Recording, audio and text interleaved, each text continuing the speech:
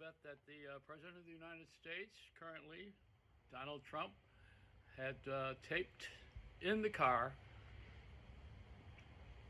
Georgia on My Mind by Ray Charles. See, I was going to talk about the political conversation. I wasn't. I'm talking about how I sing Georgia, oh Georgia, or the night the lights went out in Georgia. They'd be singing that tonight, maybe, somewhere. See, I don't bother with the Republicans or the Democrats because they're parties. And my idea of a party is so different. And I'll tell you, if I went to one of those parties, I would have to have a Chippendale dancer and a stripper and lots of Joey Reynolds cheesecake. But I'm telling you, I got this thing here. This is great. It's a global instrument with no serviceable parts. And you plug this in and it keeps all the rats away. It's a sonic sounding thing. The Consumer Electronics Show is not in Vegas this year because of the pandemic, so we're doing it online, and I like all the new inventions. This one, if you plug this in and just put it out on the porch or somewhere, the rats, they don't like the sound of it. There's a sound that it makes. It's kept all the senators and congressmen away from me. It works marvelously. You can't help but talk about politics right now because we're inundated with it. Plus, it's been so entertaining.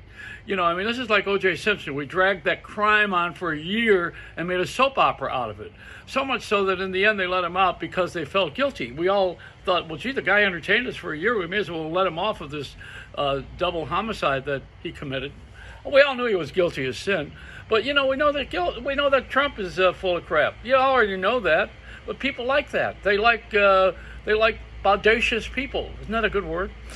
They loved Howard Stern, and I'm not saying anything against him. People love this entertainment. They like Bob Grant in New York. I worked with Bob. They liked me when I was Shock Jock. They like Morton Downey Jr. and Phil Donahue, and Joe Pyne was the father of it all. Joe Pyne was the first talk show host to be outrageous on television. It was even black and white on the show in Los Angeles. And he had, it was the funniest thing. Richie Pollack was my producer years later in Buffalo on television, director. He directed that show with Joe Pyne, and Joe was the first one. They called it two-way radio on the radio side, and he was on the TV side with this outrageous arguing show where he would throw things at people. And you know what? This is funny. A guy got him so mad, he had a wooden leg. Joe took his wooden leg off and started hitting the guest with it. I wish I could find that tape. But this is so ridiculous, this whole time in history, because we got to be amused. You got to do something. I'll tell you what we're doing. We're looking for money. And how are we doing it? Through lawyers. I had a lawyer, Phil, what was his name? He was the president's attorney, Obama's attorney, New York attorney. And he was great. He told me that the problem with the country was twofold. He says, I was talking to the president this morning. Well, that's an attention getter, except for Giuliani, who was a lawyer. See, this is a lawyer's game. Anyway, back to the story. So Phil says, I talked to the president and I said, there's two things wrong in the country. One can be solved, the other can't. And he said, well, let's start with what can't be solved. He said, we graduated too many lawyers, and I'm one of them.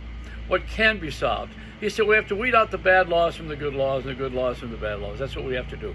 So what I've noticed that people get on 60 Minutes, they want to get rid of the internet freedom because they want to sue. You can't sue Facebook or YouTube for the information on the air. It's all about lawyers.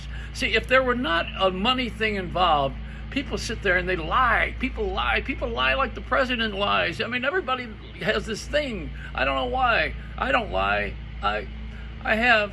But, but I'll tell you something, they don't tell the truth. They say, well, I want this so it doesn't happen to anyone else. That's full of crap. You want it so that you can make some money. And even the Catholic Church with all of those sexual things, a lot of it is about fundraising and lawyers. Let's be honest about it. This is a money society. And people found a way to make extra money. Even when you see those ads from the lawyers on television, they say, oh, you don't pay us unless we collect the money. And why shouldn't we give someone $1 million in a settlement? Because they're going to have to live with that steel plate in their brain for the rest of their lives. Yeah, the steel plate was there when you hired that stupid-ass lawyer. But see, this is what we've done. We've created a legal society.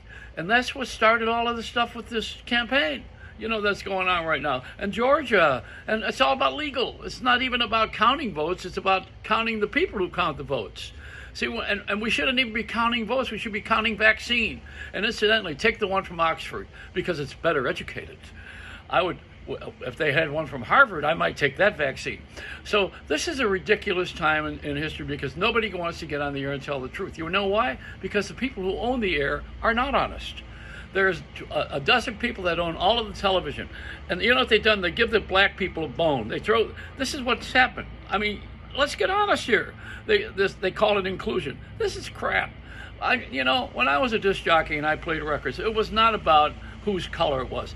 Little Richard was a black artist, and he had a song called Tutti Frutti, and there was another version of it by Pat Boone. Now, which one do you think I played?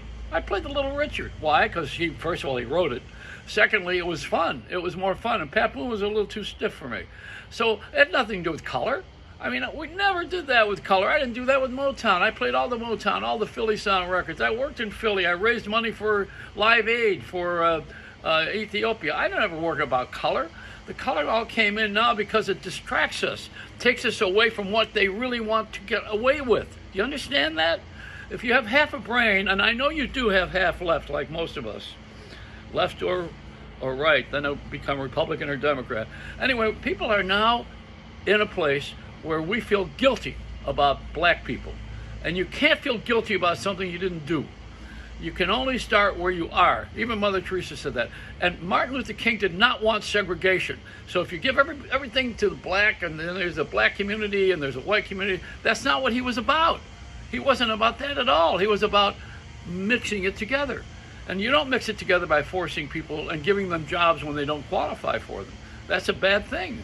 We have to open it up so that there's education and there's mentoring. And I'll tell you where it starts. With me, a white guy who's 65 plus, a lot of pluses.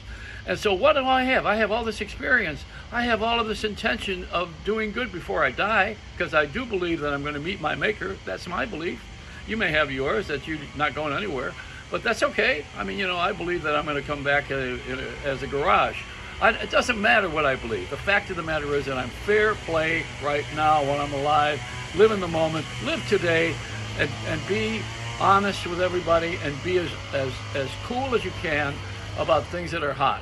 Right now, things are hot because we're forced together, two of us in a family for a year almost now with this pandemic. If you're a husband and wife, hide the knives. You've heard me say that before. So this is it. This is it every Tuesday. I say this on my broadcast. Every Tuesday is when they do this long list. These are the guys that are right on time. I think he's heard enough. This is the guy, this is the Mexican that I told to reverse the blower and go back to Mexico. And incidentally, did that wall ever mean anything to you? The wall that from Mexico that Trump wanted to build, did that damn wall ever do anything? They don't want to come here. Now we're going to build a wall. What wall are you going to? Oh man! See how ridiculous. If you waited a while, you wouldn't need the wall. If you just waited. But we weren't counting on anything negative like this. All right, so that's it for today. You've had your fill. But, forget these lawyers. They're all about themselves, all about money, and the president is all about himself, too. He's not thinking about anybody else, or he would have worn a mask. Hello? It's a Reynolds Wrap.